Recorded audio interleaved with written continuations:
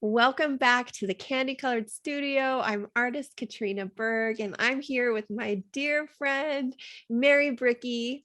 This is episode 167, and welcome, Mary. We're so happy to have you back. I'm super happy and honored to be here. Thank you, Katrina. Well, this is such a treat. For those of you that remember, Mary came a couple of years ago when she and her co-creators and co-curators of the Certain Women Art Show, we did an individual podcast episode with each of them, and we got to know them quite a bit personally. So go back and re-listen to Mary's episode. If you haven't heard it, go listen to it for the first time. I will link to it in the show notes. And we're just excited to catch up with Mary, hear more about the show. So it's going to be a lot of fun.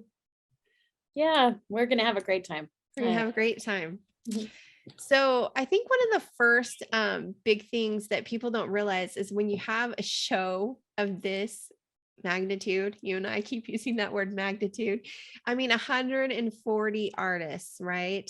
That's a lot of work. I mean, it's not like we've got 10 artists with 10 pieces, 140 artists, lots of work coming in from all over the world this year. So give us a little idea of what it's been like for you, just the logistics with the show this year. Yeah, we start out with the logistics of looking a lot of portfolios and make sure we have gathered from the four corners of the earth, if we possibly can, any artists that could possibly make it on our radar. And then we go through the portfolios and we curate basically by portfolio. So, and then we send out invitations. So all of that. And before even that, we pick a theme, which I think we'll go over in a minute. But so there's the logistics on that front end of just trying to gather artists, send out invites, make sure people get the invite, that it didn't go to their spam or something, and then get our final list of artists, and then we begin the actual. So it's a little bit like making a piece of art where you do a lot of prep before you even start painting on that canvas. Mm-hmm. So that's the first part, and then I'll just skip over some of the middle parts because then the end part of logistics. One of the things we found this year is it felt so much bigger. Last year we had 90. And this year, although we invited about 140, we ended up with about 130 because people, personal circumstances and stuff that they had to drop out. But even just increasing it by about 40 to 50% was a pretty big increase. And I don't think we understood what an increase that would be. And a lot of people mailed their pieces in. And another thing we found is people went big. And I think it's partly because the theme resonated in such a way that they're like, I want to really go big on this and dig deep on this. And people really did. And so not only did we have a lot more pieces to handle, but they were big pieces to not everyone, but a lot of people went big. Mm-hmm. And so we were just struggling with, okay, how do we fit everything on the wall and organizing everything? And if you listen to the other episodes with the other curators, you'll find how we kind of ended up making certain rooms and certain themes kind of rose to the surface. But just the logistics of how do pieces look good next to each other, and what is the flow here, and how do you mix the large pieces with the small pieces and thematically. So it took us a very long day with some other people helping, but a very long and exhausting day to just sort of move pieces around and then move them again and figure out how that was all going to work. So I don't know if that covers all the logistics, but those are what come to mind. Yeah, those are definitely the big ones. And it's true. I can't say enough how impressed I am with how well you ladies Tetrised everything, because it's true. I mean, the pieces, so many large pieces, so many pieces in such a small space. And it's powerful though. Yeah. It's powerful in that space. Everything just really goes well together. I love, the themes, how you move through the rooms. There's so many great things. So obviously the reward is worth it, but there's a lot that goes into it that people don't see when you first just step into Yeah. this incredible Yeah. show, right? And because of what people did with their pieces, there were pieces that were a struggle to try to find, to accommodate their size, or the way that, especially the three-dimensional pieces, how do you make sure that people can view it in a way that's impactful, and how do you, if there's a large piece, you've got to be able to kind of have an approach to it, so that you don't minimize the impact of it. So, and then making sure all the pieces can be showcased in some way, you know, whether it's location or approach or what they're next to it. So it's a lot. And, you know, you can't do everything perfectly, but we were very mindful about it. I will say Yeah. that. And we were very careful. And you're right, it's sort of a Tetris. And I think that's a mom skill, right? A lot of us have had to juggle, you know, how do you make all this work?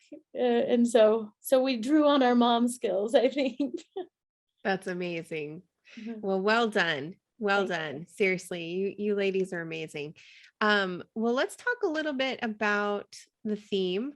It Okay. is such a tender, tender subject, talking about our Heavenly Mother. Yeah. Thoughts about, just your personal thoughts about the theme, and then just, your thoughts looking back over the show. Anything you want to share about it? Okay. So I guess I'll start with a little bit of my personal journey and how that tied in. Um, when I spoke to you on your podcast a couple of years ago, I was kind of in the middle of a divorce process. And that came out of a lot of years of a difficult marriage that I tried for a long time to make work.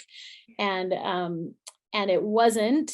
And there was a lot of spiritual and emotional abuse involved. And so I was going through not only the process of making that decision and the logistics of a divorce process, but also the personal healing and coming out of that, and what does that mean for my relationship with the church and the Lord, and all of those things. So I was grappling with a lot of those things. So as we were, as organizers, approaching a year ago or so, saying, okay, what should our theme be, and what is timely, and what is impactful, and what will strike a chord that's deep. For me, I was in the middle of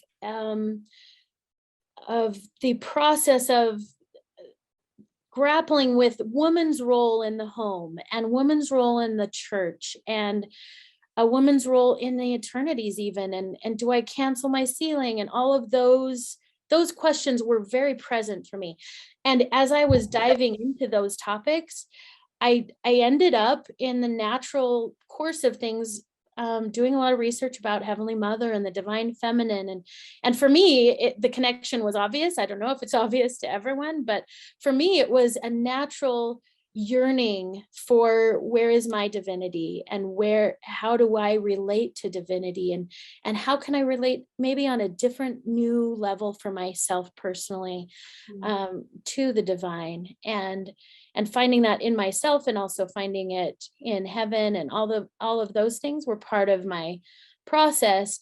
And so I naturally, because Laura and Nicole and I are become good friends, because we spend a lot of time together, and we're very different. We're very different in our approach to our art. We're very different in our thoughts and everything, but we value each other and in each other's differences. And so I was running a lot of these things by them. And honestly, another little core group of artists that are friends of mine that either have been through it or who have grappled with it for some reason. So I was running this by a lot of people, and I found that I wasn't the only one with this kind of hunger, and it wasn't just unique to my situation. I felt like there's this collective need for connecting with the divine feminine, and it was my personal take on that it is necessary in our culture to start bringing more of this in. Yeah. We value a lot of the masculine parts of the divine, and that's great, and we should, but seeing it as a partnership in divinity became important to me, because I didn't have that. And I think that there are other women who miss that, because either as men or as women, I think we miss half of the perspective when we're not thinking about a heavenly mother being part of the creation process and part of the picture and part of a partnership that is divine. And even if if our doctrine says that it's there, but culturally we kind of, step around it, then I think that we miss something really important. Does that make sense? Absolutely. Yeah. Absolutely. And I love that you said the collective need, right? Because I mean, think about it. When we think about our goal as Latter-day Saints, if we really want to be like our heavenly parents, we need to have that partnership, just like you're saying. And if we don't understand both parts of that partnership, how much harder is it going to be for us to try to be like them if we have no idea what we're trying to achieve? Yeah. Right. Yeah. And I think you're right. I think everyone is just really reaching and yearning. So many of us, I'm not going to say everyone, but many of us Mhm. have been reaching. Yeah. Like there's a hunger, I feel like, behind it. And Mhm, I don't think it's just women. I think it could be primarily women, because who better for this to come from than us to say, we need this. mhm. But I think we've seen that hunger for men and boys and other places, even the leadership of the church. And I think so. I think that it's not just us, but I do think it's also just fine for it to come from us and for other people to say, oh, I didn't think about that. Or I always thought we weren't supposed to talk about that. Why are you Mhm, talking about that? And maybe we get a little curious about, why are we talking about this? Very mhm, tender, like you said, a very tender topic. And therefore I think we should approach it carefully and thoughtfully. mhm, But one thing I did find when we were receiving these pieces and reading people's statements, which I encourage everyone to do. Right now, you can read them in person at the show, and we have it our goal to put it up on the website as well. Haven't gotten there yet, but I found that people dug really deep inside their soul, and they did a lot of research, and they did a lot of contemplation, and they spent some really quality time with this topic, because it is tender and because we want to be very mindful and careful about approaching it. We right. don't take it lightly as artists. And I found that consistently in people's statements and in people's work, that this was important for them to get right. Yeah, Yeah. totally. Oh, I love all your just thoughts about it because it's true. And I talked about this, I can't remember if it was in Tracy's episode. I don't know. Anyways, Mhm. there was, you could tell that the artists, like you said, had put so much time and effort into their pieces, Yeah. and mostly because it was about our Heavenly Mother, but also they tried things in a new way. And as they were trying to get to know her and to see what their heart was telling them, how to portray their thoughts and feelings about her, a lot of them went in very drastic directions compared to what we typically see of their work. And I thought that was so brave Yeah. and so poignant and just really, really special. Yeah. Like you said, they took their work with great care to Yeah. present their ideas. Sorry. Whew. Anyways, and I know that she appreciates it. So sorry. No, I'm totally with you on that. And I think exploring in your soul and exploring in your work is a interconnected thing. And sometimes we go out on a limb and try new things, and we have to be willing to fail at it in order to be brave enough to try new things. And I think that that is a divine quality, and it's a feminine quality too, to just be brave and go do something new. I did that with my piece, and there were things that I felt were successful and things that I felt that weren't. And I had to just say, it is what it is, and I'll put it up on the wall. That's so interesting because I love your piece so much. In fact, do you mind if we go ahead and start Yeah, let's talking go about ahead your and talk piece, about Mary? that. Okay, so for those of you that are listening in podcast land, we are recording this on, it will be on a YouTube video as well. And of course, you can just go to my website, katrinaberg.com, and you can watch the video right on my website. And then I'll also include images of all the artwork that we're going to talk about today. And so you'll be able to see that as well. So that's the best way, is to just go see the images on my website, click on podcast, find Mary's interview, and you'll see all this goodness. So let me go ahead and share. So we're going to do this one. Okay, this is Mary's amazing piece. Oh, all right. That's so interesting. I'm curious to see what didn't turn out the way that you were hoping, because it's so intricate. I love the symbolism. I love the geometry, the organic nature of all the leaves that you brought in, but also the mechanics. Yeah. The kind of this contrast between the industrial and also very organic nature, kind of the divine versus man made. I don't know. These are just some of the impressions that I had. But and then of course what's hiding beneath is very special. But yeah, tell us all about your experiences doing this piece. So this design has been on my mind for a while, and I'll show, when I share my screen later, I'll show some preliminary, and you'll see how it kind of morphed. But I've been grappling with including sacred geometry more in my work. And sometimes that means it's really hidden behind the scenes. And sometimes it means that it's a little more obvious. And so it's a little more obvious in this piece. And there's a little bit of give and take. So you can see a lot of that. Flower of life is what they call it when you use a bunch of circles that share certain pivot points, and then they make a flower. And there are a lot of reasons it's called the flower of life, but I wanted to make sure that was part of it, as woman as creator, and flowers and women, and circles and women. A lot of people use circles in their piece, and that's no accident. I think there's something very eternal and very feminine about a circle. And so you can see that. So the thing I was playing with here that I want to continue to play with, but I've learned some things, and I'm going to back off of certain parts of it and do more of the others. But I played with the idea using plexiglass in layers. So that's something I had tried before, but just front and back layer. And so I tried several layers here. And the reason I wanted layers is to symbolize the veil, and certain veils both obscure and hide and veil, and they also reveal. Yeah.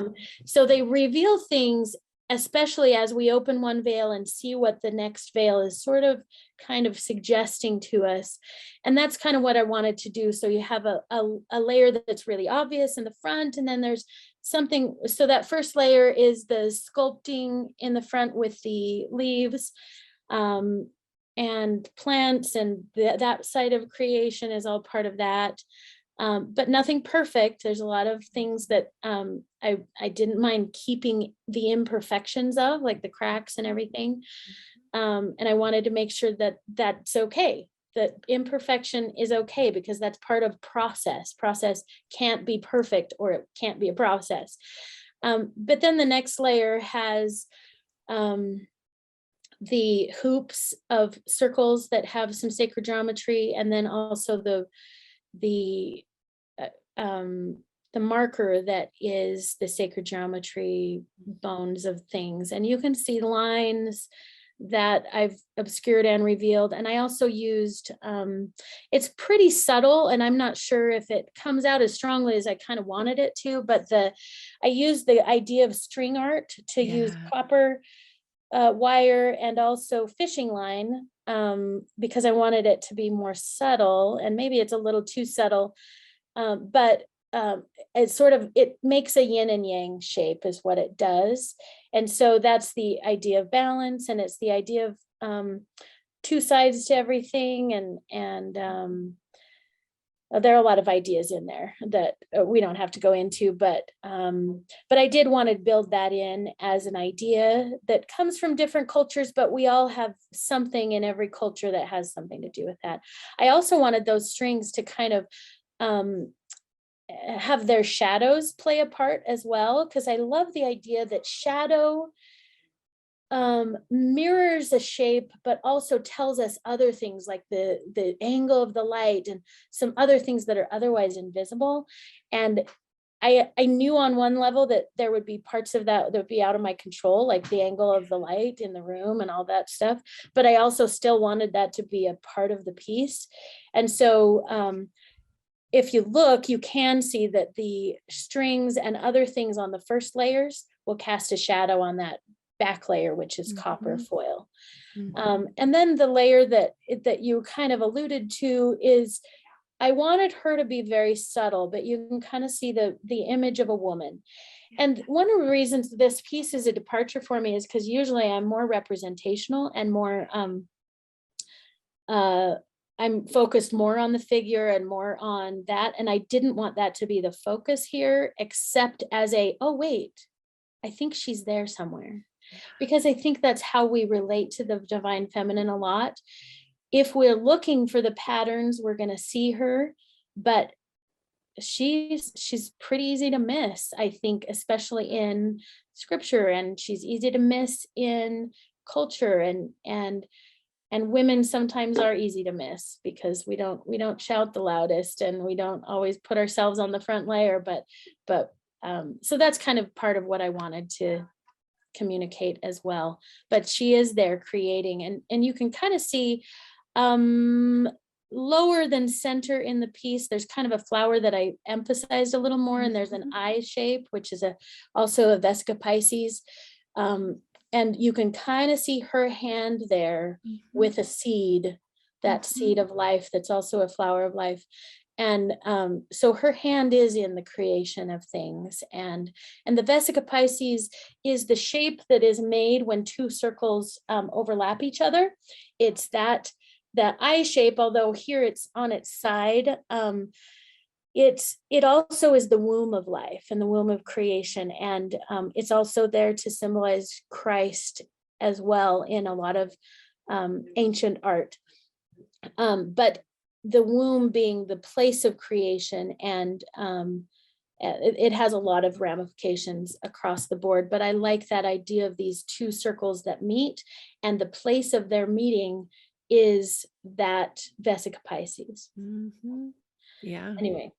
Yeah, perfect. You can tell that I've kind of, I've done a lot of deep diving into sacred geometry, and I've been working on ways to incorporate it into my work. Well, you've done a beautiful job, and I loved the string art. I thought it was fabulous, and I could tell that it was very purposefully, subtle, and I think that it came across beautifully. So I love that. I also, there's so many things. The more of the fruit, no, excuse me. The star flower? What do you call that? The flower of life. Flower of life. Okay. The ones that are almost to the far right of her, there's two of them that are really similar in color. Yeah. They look almost exactly like what you see when you open up a star fruit. And I love that because it almost looks like, so here she is, you showed where she's holding the fruit, but then there's fruit within her, just waiting, right? So that's really beautiful too. And then of course there was the darker one down just below those three. So all of those are kind of within her. Yeah. Which is really a beautiful thing like as well. That. Yeah, I did want to switch this sort of negative shape, the use of the negative space on those, and kind of switch that up to communicate that. I'm glad you saw that. Yeah, I just feel like there's so much power with sacred geometry, and I love that you've been researching it. It's so great. So great to have it in this piece. It's beautiful. Oh, did we tell them the name of your piece? Oh, it's Veiled and Revealed. There we go. Veiled and Revealed. Yeah. And that's her too. Beautiful. She is veiled and hopefully more and more revealed. But she's also veiled and revealed within us as well. So totally. Yeah.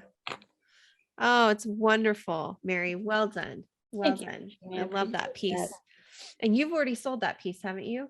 I have. That was Yay. such a, I was really quite surprised. And it's always gratifying though when you sell a piece, because you're like, oh, someone connected and someone liked it enough to want to have it. And the funny thing is about this piece also that it was a struggle for me on for several reasons, but the piece that was up opening night was different than this piece. And I'll tell you why, because I had one more layer on it. And as I looked at it that night and had some feedback from important people in my life, I'm like, that first layer is obscuring the rest too much. Wow. And you weren't able to see what I really wanted to communicate. So I took it home. I took the first layer off and I edited this to put these leaves back on, because that was the first layer. I put that back on and then I put it back together. Oh my Because it is layers. gosh. It's actual That's physical layers. amazing. So the piece that was up, I think that image is still on the website if you wanted to see it, but I hope to replace it with this, because Yeah. that first one, that first layer was just getting in the way. And and sometimes you like have to get out of your own way, I think, and so that there are some other things revealed. So it was obscuring the rest of the piece and it wasn't able to communicate what it needed to communicate. And so I was much more happy with this version than that first version for that. Oh, that's so funny. So now that this piece has sold, will you be doing more within this series? Like if people would like to purchase something within this series, can they just reach out to you since this one's Yes, already for sold? sure. This Okay. is for sure an idea that I want to continue with, the working on plexiglass and having different layers do different things, and having the shadow of one layer cast on the next. Those are all things that I'm going to continue to explore. And I'll probably do some smaller pieces in this series as well, and simpler ones that just work with the front and back layer of the plexiglass. Okay. But yes, for sure, I'm going to continue on this vein, but I will probably return to more representational things with this series. Yeah. Anyway, but yes, the answer is yes. Oh, that's exciting. Well, that's Thank great. you. Appreciate it. Okay, so Mary has picked some pieces that she wants to share and tell us about. So let's just remember that a lot of people, they're only listening. So we have to describe them Okay. as much we as will possible. decide. So we're going to show you this next one. Oh, And this piece. This is by Crystal Close, I think. One thing that's really lovely about this piece is it's very abstracted. So if you see it in person, it's a large piece, and you kind of, at first glance, it seems like an abstract art piece, which it kind of is. But if you look closely, or if you step back, or if you see it on your screen smaller, you see the image of a woman, a face of a woman, but she is not obvious at first. And one thing that I love that I heard more than one people comment when they saw the show is that once you see her, you can't unsee her. That forever after the face is obvious after that, but it isn't obvious at first. And I think that's such great commentary on the divine feminine. Once you see her, you can't unsee her. absolutely. Yeah, I love this piece. And I had the same experience. I was like, oh, Oh, there she is. yeah. Yes. Oh, Yeah. that's so beautiful. Well, Crystal, well done. We love Yeah. this piece. Yeah. It's so This good. was a very, very popular piece. Just, and I was kind of, anyway, this with the people. I know I had a lot of people have great experiences with this piece. Oh, that's awesome. Okay, let's go to the next one. Oh, this one is so stunning. Paola is from Italy, and she's just a lovely person and connects a lot of people. She used, in Italy, I understand there's a tradition with 3 different wedding dresses or something. You'd have to read her statement to get the full effect of that. But she used one of her actual wedding dresses for this. And I just love the motion of it, the symbol of it, the femininity of it, and the sort of this, it has a celebration and a impact that is really beautiful. It's life size, of course, so it just really has a beautiful impact. in person. Yes, it does. And some things, just for those of you that are listening, that are so beautiful. There's a lot of, like, the background is gold, which is amazing. And then obviously we've got her wedding dress, and then there's a lot of natural elements representing creation. And it's just really, really Yeah. beautiful. She has some eucalyptus stems and some roses, and they're just arranged to make this really beautiful sweeping, and then Mhm. some other like you said, flower petals and other things in there that communicate that. Yeah, it's beautiful. Yeah. Okay, let's see the next one. Oh, this is all of these pieces, and so many pieces that the others talked about were some of my favorites too. And so it was really hard to pick a handful for myself. But this one is by Lisa DeLong, and it just contains so many beautiful ideas of sacred geometry, and the way that the circles and the shapes that the circles make within themselves play with each other. And then she did some really interesting things with, so she has this flower of life sort of theme, the circles upon circles. And then she's used her unique processes to bring out certain shapes and patterns. It's very mandala-like in Yeah. its organization. And she does this always in her work. But then she has this very interesting background that you don't often see with her, I think, Yeah. that's almost like the shape that a tree makes if you cut it into its core. I'm not sure all the things that went into that, but it's very organic, but also has a kind of layered um, interior of a tree kind of feeling to it. Yeah. And it's interesting because you could be looking at marble paper, Yeah. or you could literally be looking at the inside of a tree. And I go back and forth between the two. And Yeah. I just like to enjoy both. Yeah, me too. Isn't that Yeah. funny? And Yeah, I love there's something that is so divine and regal yeah. about both trees and also marble, Yeah. right? To me, the whole idea of the veins, they both have veins, they both have, that organic movement Mhm. that only happens with, in a certain way for both of them. And then she has her sacred geometry on top of it. Yeah. And some of that organic movement, it's all in like gold veins.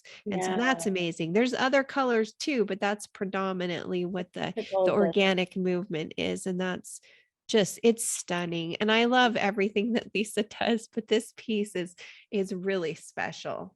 Yeah, this is a beautiful piece. Yeah, I mean, you could even say that you were looking at space, right? Yeah, You were that's looking at true. the It's like cosmos as a cosmic. life was being created. And yeah, Yeah. I it's an incredible Yeah. piece. And if you look closely, you can see some white lines around the edges and Mhm. outside that they're like construction lines. They're like, oh, it's so beautiful. And then these Mhm. triangles at the top of the bottom. So there's a Yes, lot to explore there, but we'll totally. skim by it, but there's a lot there. Yeah, and I love the idea of construction lines too, because I think it does show um plans. It Mm. shows just the process Mm. and all the background, and I think it's really beautiful to see. I mean, especially as artists, we love process, and people that love art love to know the process. So I love it when artists include it, and I felt like you did the same thing with your Yeah. string art. That was really beautiful. So cool.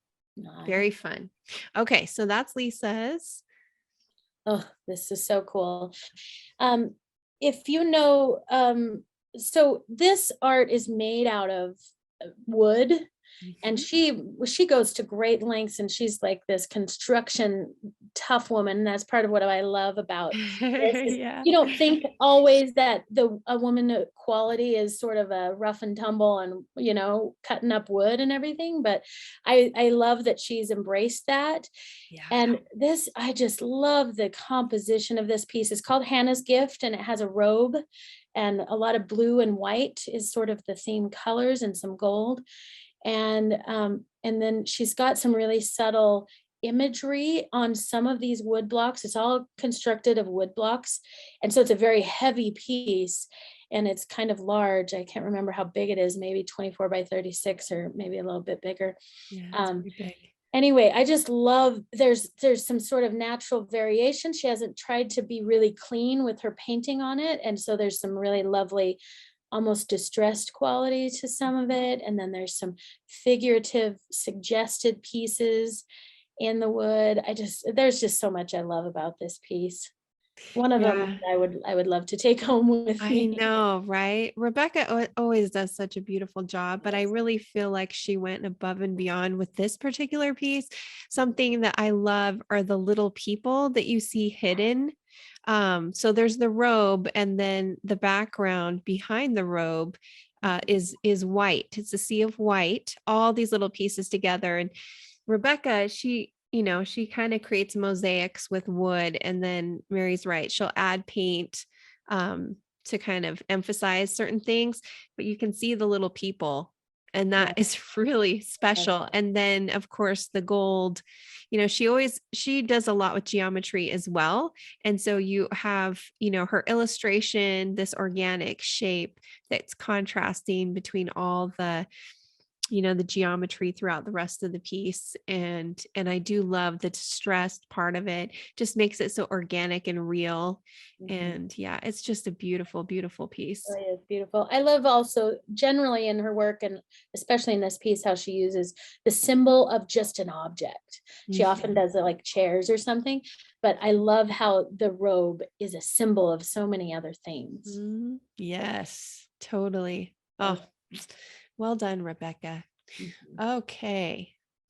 Oh, okay. So this piece is Andy Pitcher Davis's, and this is one you really have to see in person because it's an installation piece and it looks very different than the photograph. But what I wanted to point out here is this is the result of a fire in Colorado from, I think it was just in 2020. It was a little over a year ago during that fire season. We had a lot of fires.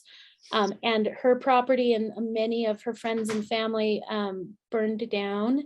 And so these are actual pieces that were from her property, the ashes. And then the idea of her piece is partly about destruction and what happens when you burn, but also the beauty of it and what comes after and rising from the ashes and that kind of idea. And she would express it very eloquently, and I encourage you to read what she has to say about it. But that's what I wanted to point it out, is that the poignancy of the experience that this came from, and the things that the beauty that comes out of the ashes of things that happen in our lives. Yes, totally. And that she could still see the divinity throughout the whole thing.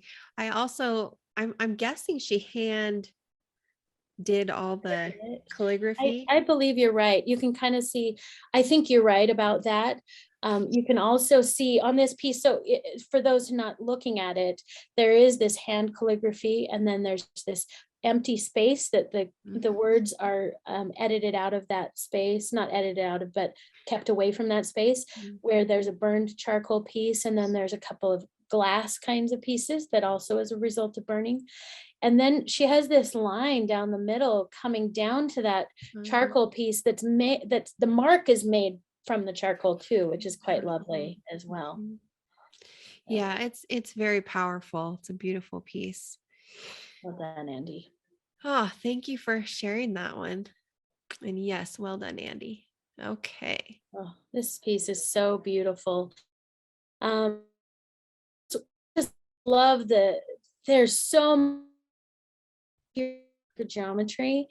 And again, there are a lot of people who use this idea. If you overlap this with some of the other pieces, Lisa DeLong's that we've looked at, you'll see it. This one's made of stone. And do you remember, I think it says what kind of stone it's made of, marble or something. It's a very translucent stone, and it has these lovely imperfections and sort of marble-like patterns, which doesn't describe it to any adequate degree, but and I don't know how she managed it, but it has this beautiful construction, and I love the idea behind it with the man, woman, child.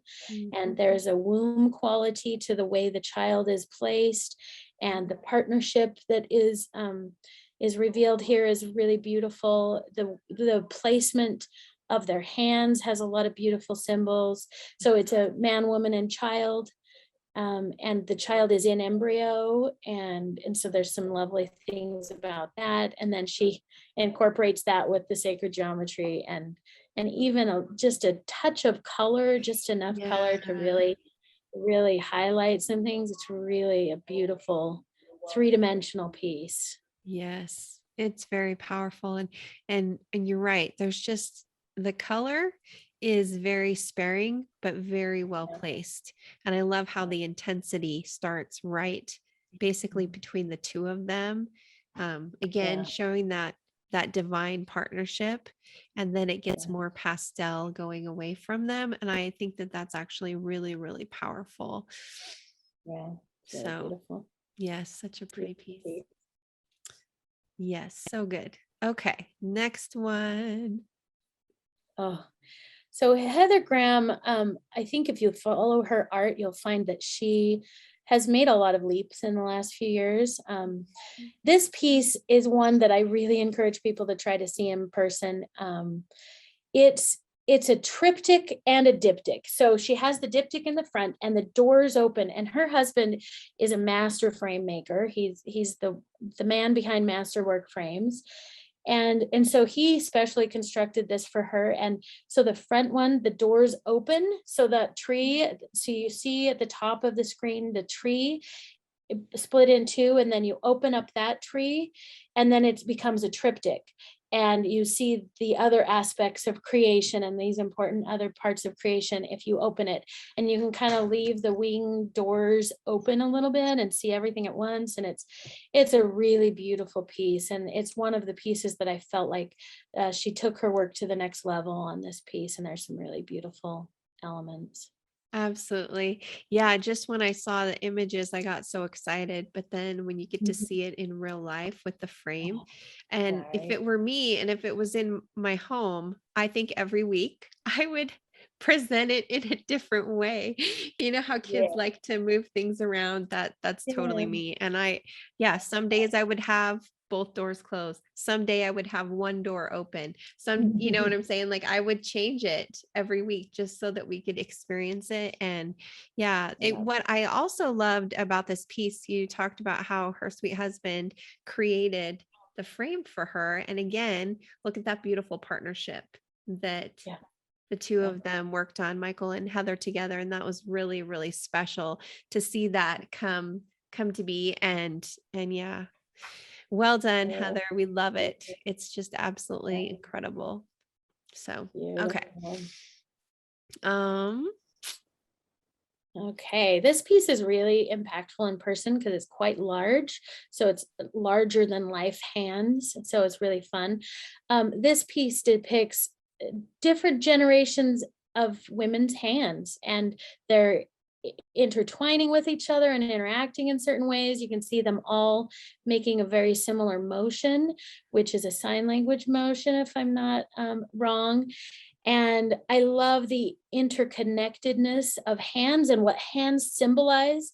The Some of them are old hands and you can see their weatheredness, and some of them are baby hands and they just have that pudgy baby new soft skin quality. And it's all graphite as well, which I think graphite can have a different impact than color. And so I kind of love it when people use that. And then she's also done some really subtle things around the hands with pattern, and kind of almost taking out the graphite and making flowery patterns out of it. It's a really, really beautiful piece. And I love the idea of women's hands interacting with each other and different generations interacting with their hands. Hands being a symbol, I think hands symbolize everything about us, really. And we use our hands for so many important things. So anyway, I wanted to make sure this piece got a little highlight because there's some really wonderful things about it. Oh, absolutely. And I love the movement throughout the whole piece. And part of it, like you said, is the different generations and the different ages.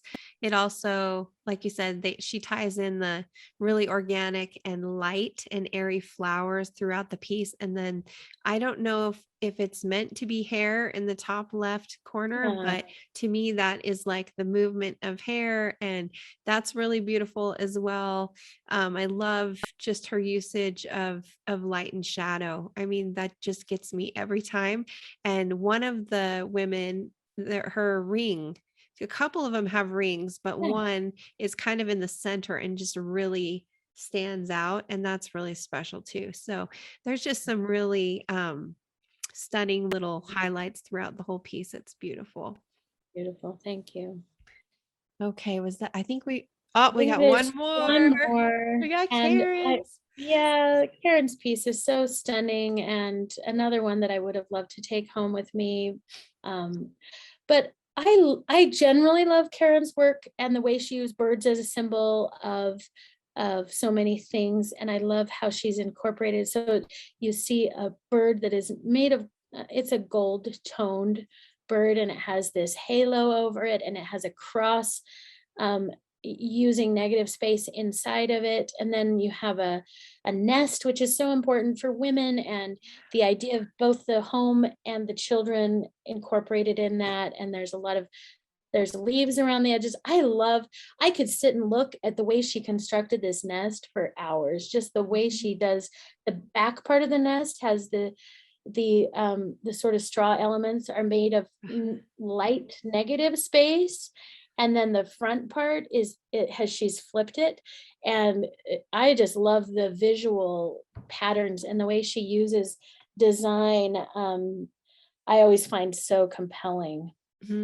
Yeah, she's so gifted with the whole, with design in general. And something that I learned because of this piece, I've never Mhm. thought about this before, but with the nest, I never had looked at the nest before as a symbol of a crown, but it looks like a crown to me. And I Oh, I think love it's so that. beautiful because you have the bird, and above the bird is the halo, like you said, and then beneath the bird is the nest.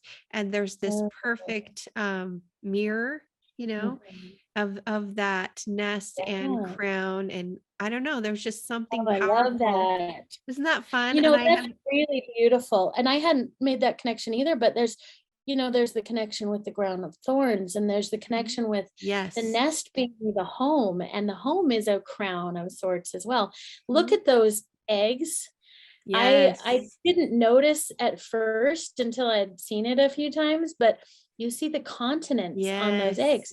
And so yes. I love how that also suggests that there's a mother of creation of this earth specifically, and that Mhm. is her nest, and it is her eggs, and that's who we are. And I just love the interplay of all those symbols. Yes, I loved that too. And it's interesting because when we depict our world, it's usually a perfect sphere. And there are eggs Mhm. that are very spherical, but she chose to use a very common egg shape that most of us are used to. And I love that. I love that she did that. I thought that was so special. And yes, you're right. The crown of thorns. That's exactly what I was picturing. And I will never look at a nest the same again. And that's really Same, I love it. special. It's really special to be able to tie all that symbolism together. So thank you, Karen, for that. That was absolutely Beautiful. lovely. Well done. Well done. Oh, so many Mm, great pieces. Okay, yeah, well, how about if I stop sharing, and do you want to share a little bit of what you've been sure. up to lately? Yeah. See if it'll let you. I might have to push See how well something. I handle this. Wonder So if I have to do this one at a time. I'm just gonna try that. Hold and shift to select. Okay, well, let's just see what happens. Okay. I'm just gonna see, is that sharing the it's stained glass window? yes, it's your piece from last time. So yeah, we can see it Let's see if perfectly. what happens if I, okay. Okay, so this is my piece from last time, and I was starting down the road of incorporating some sacred geometry. Let me see what happens. I guess I'm not 100% sure on this tech and how to share my screen properly. So I'm going to see if I can um, do that better. Um, I'm going to see. I'm going to see if I can share my screen in a way that I can just toggle through the Oh, windows. sure, sure. Oh, let's see. Let's see if this will work. This may not be perfect, but let's see what happens. Can you see that?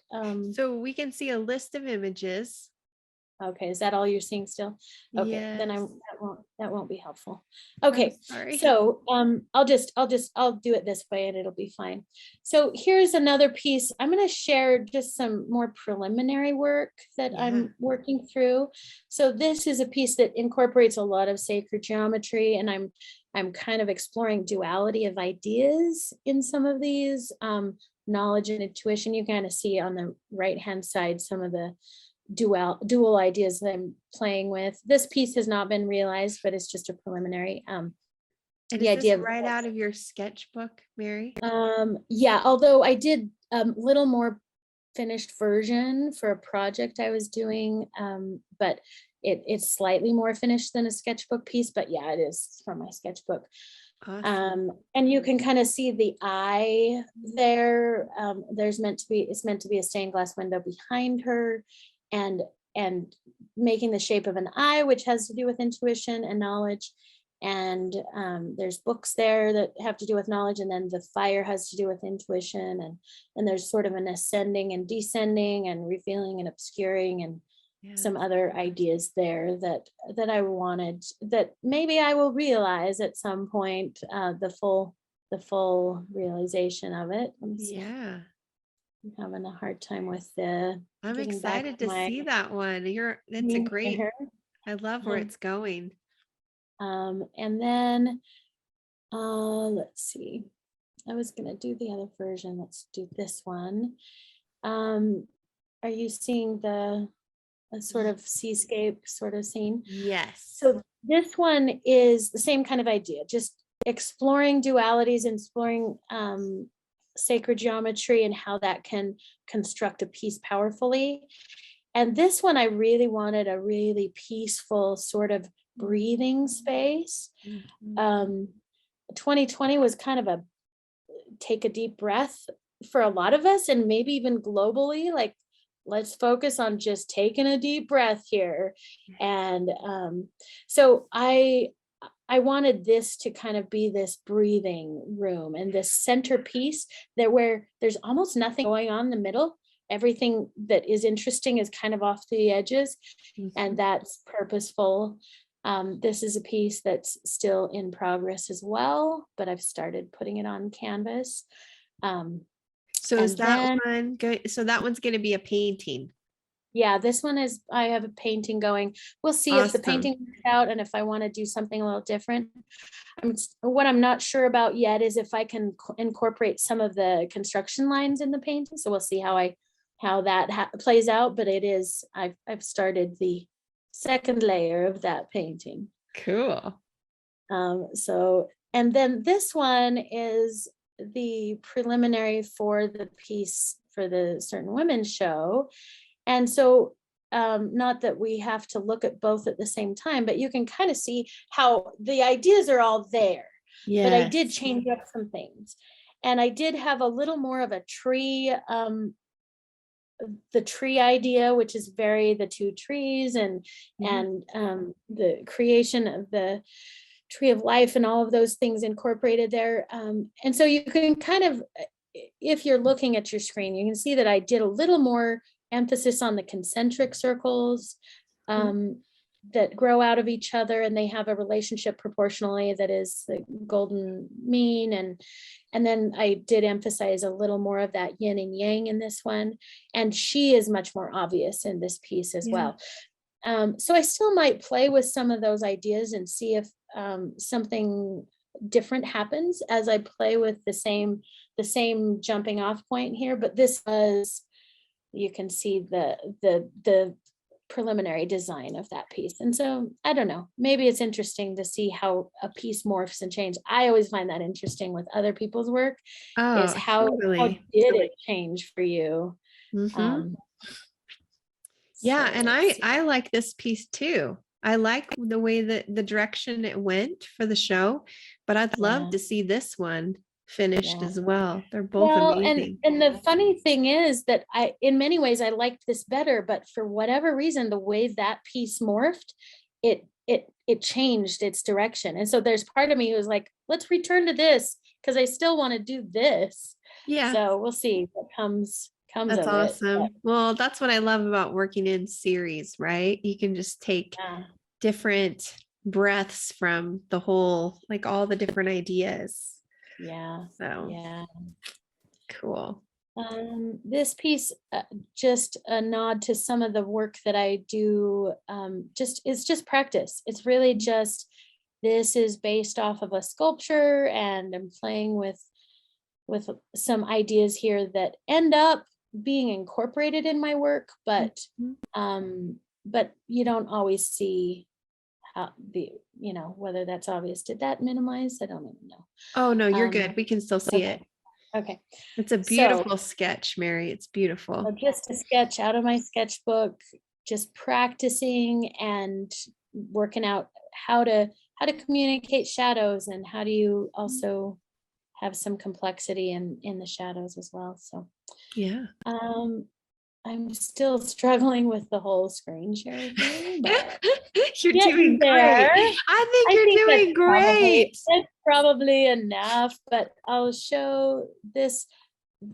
Oh, This yeah. is a couple of other pieces that I've been working on. Another thing I'm playing with is incorporating gold leaf and copper leaf and stuff, and you can kind of see that there. That's beautiful. It's a gorgeous portrait, and she's got a beautiful necklace with a huge pendant, all made out of the gold leaf. It's really special, and I love her hair. Is this one of your girls? No, it's actually no, it's just another model. But I am, my kids are redheaded, but I am, and I kind of relate to a redhead, so I like to incorporate sometimes. Yeah.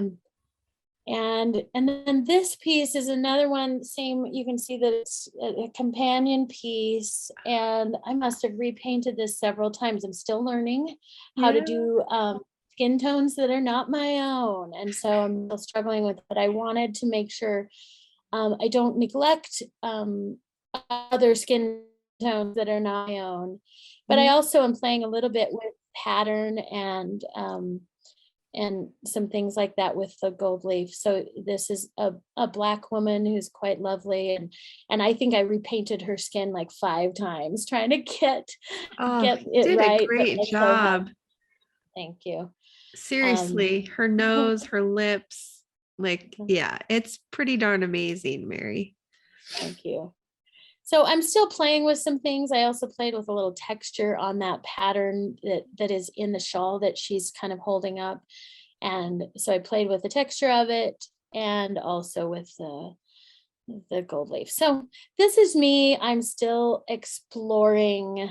I love it. A lot isn't of that our job as artists, to just continue to explore or learning and growing? Oh, I love it. And I think too, what's so great about you and Laura and Nicole is that you have given women the opportunity to continue to explore, and you're also great examples of doing it personally. So I think that that really creates for a beautiful community that we get to work and enjoy together. So well, that's one thing that's important to me, and I know it's important to you because you have this venue that you create a platform for other people to speak. But it's also, and I think that's what drives Laura and Nicole and I as well in this work, is community and giving voice to other people and seeing the value of other people's voices and their perspective and their way of doing things and seeing things. And I always love learning somebody else's perspective. And so I love that we can provide a platform, and especially for women's voices that aren't always heard publicly. And women have a great perspective and value that I hope that everyone can learn to appreciate a little better. And that's something that drives me, and I know it drives you as well, Katrina. And I love that we do our best on the fronts that we have. Right. Everybody just needs to do their little part. So yeah, no, it's great. Well, let's talk a little bit about what's happened to you over the last like 19 months? Mm. How was pandemic for you? How's it been? How's Yeah, it going? Have you yeah. had to make changes in your art practice because of COVID? Or do you see your work or the art community and the world at large differently because of it? Like what's happened to you? Those are such good questions. And I love that your podcast has generally explored that. That's been really interesting. For me personally, it was just a little post-divorce is when it happened for me. So there was a part of me was very grateful to not be like, because a lot of people, if they were just before divorce or something, they were kind of trapped in the same space together. So Yeah. I was very grateful to be on that side of it for my own self. But I also got laid off. I was working painting on stained glass, which was dreamy, of course.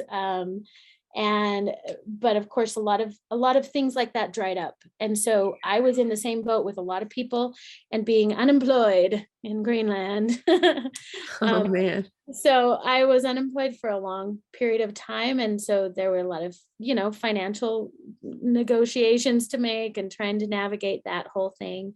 And artistically, I felt it was very odd for me. I felt very much in sort of this limbo land. Like Mhm. I Mhm. didn't feel the same drive to create, and I think a lot of people did feel that. And then there were other people who just went crazy with their creation. So I feel like a lot of people were Yeah. either in this lull of Uh-huh. creation, and Yeah. other people were not. So for me that was kind of how it happened, and I didn't feel as able to create. For me it was more like I could do a lot of preliminary work, but I couldn't get myself to dig in and really create the finish work. Yeah. So Yeah. that was an oddity for me. And then um I I did get a job this year, and so for me that has been sort of the other element, is taking so much of my time with Yeah.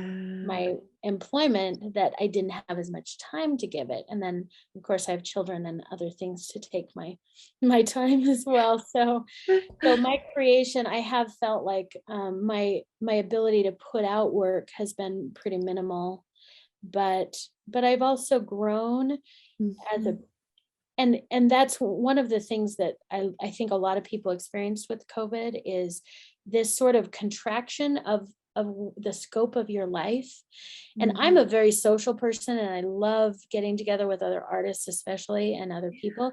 And so not having this expansive social life was very different for me, Yeah. but also good in a lot of ways, where it contracts into your little nuclear family and a Yeah. couple of key people in your life. And so I think that that's been an interesting part of the journey for a lot of us, and myself included, is and that creates sort of a space of introspection and the eye of the storm and the Mhm. breathing that we kind of talked about. So for me that has been very, very much the experience of COVID pandemic. Wow, that's interesting. So do you feel like, I mean, I feel like for whether we lose loved ones or we go through a divorce, it's still grief, right? And do you feel like a lot of people that I know and love, you're going through a divorce and it never happens at like the perfect time. I don't know anyone that went through a divorce at like a perfect time for them. And I feel like you have so much on your plate and you're just going, going, going. And so I think sometimes it's hard to like grieve and transition to this new part of your life because you're so busy trying to just run the race. And I Mhm. wonder, did COVID, do you think in any way the slowing down that a lot of us felt, that lull, that limbo, did it help you transition a little bit better? Was it a smoother, I shouldn't say it's never a smooth transition, Right. but did you feel like you had time to hold space for all those feelings that you were feeling because of COVID? I think so, for sure. And that's where the introspection, it Mhm. involves there are a lot of different kinds of work, and it involves a lot of emotional and spiritual work to do that, Mhm. to really look at yourself and sort out what part is my responsibility and what part was the circumstances and what part do I take forward with me and what part do I leave behind me? And yes, for sure, I spent a lot of time doing that. And then my kids have a lot of healing to do too. And so being able to be all in one house until my daughter got married this year, but until then it was all of my kids together.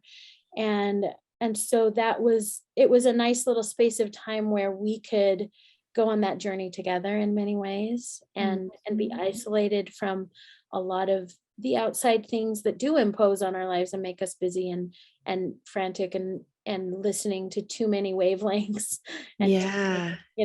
and so I think for sure that was part of our journey. And not that timing is ever great.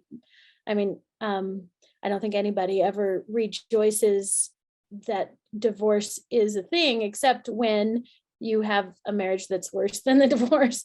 So I am very grateful that I was able to get a divorce, and I'm very grateful for all the things afterward and the healing that we've all been able to go through. But nobody wants it, and nobody says, yeah, I think I'll tackle that hard thing this year, but I'll trade the other hard thing for this hard thing is usually more where it is. And there is a kind of bravery into stepping out into the unknown with those things. And so that I think COVID can give us courage for some of those things. And I think it revealed things, revealed patterns in our own lives. Maybe it revealed the busyness in a new way, where we did have to contract, and a lot of us ended up working and schooling from home and spending more time doing different things. And I think that can be very revealing if we spend some time looking at it and thinking about it. So for me, that was a big part of it, for sure. Yeah, I love that the whole revealing work that you've been doing. It's true. I feel like COVID has been very revealing to a lot of things. Like you say, or do we want to simplify? Do we want to continue to do things like that? Or do we want to jump back in? And it's funny because I think you're right. There artists really either were a little bit paralyzed. We kind of got stuck during COVID, or there were some that were explosive with their creativity. And that was amazing to watch. And for me, I definitely felt my productivity definitely went down. And I felt like it was really important to just take time to process everything I was feeling. I lost one of my best friends. Many of us lost people. And I feel like, again, there were so many things to process during COVID. And I do think it's amazing that some people just burst forth. And I think that's awesome. I think that's so great. But it was interesting to see it all kind of change. And like you, I miss seeing people. It's hard not to see people. So, well, thank you for sharing all of those things and for being so raw and honest about your journey lately. And thank you for your journey, Mary. Like, it's such a gift to know you. I'm so grateful for the Certain Women Art Show. I'm so grateful for you and Laura and Nicole. We're grateful for Anthony's Fine Art for hosting once again. It's been a great journey. Thank you to all the artists that participated in this exhibit. It was great. And, just we appreciate you, Mary. We really do. So I appreciate being here, and I appreciate all that you contribute to the community and to the cause of making people's voices heard in a new way. So, thank you. Thank you for making it so worthwhile. Just a few things to throw out there for those of you. This is the last week of the Certain Women Art Show, so please go before Saturday. If for some reason you can't make it, when I say before Saturday, I mean like Saturday evening, right? Because doesn't it close at 5? And that's 5:00, November 13th is the date. November 13th. And if you, for some reason, can't get there in person, make sure you get on their email list on their website, because they will be having the catalog come out soon. And it will have all the images of the work as well as all the statements. It's going to be a treasure to have. So, yeah. And if you're interested in more news and more things like that, for sure, get on our website. You can see the images there. and sign up for our newsletter and follow us on Instagram if you want, and for sure follow Candy Colored Studio if you're not already.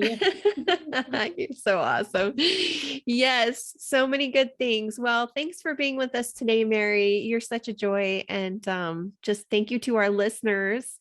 Just sending a lot of love from Mary and I, from her office space and from my Candy Colored Studio. And we love you and have a good week. Goodbye. Bye.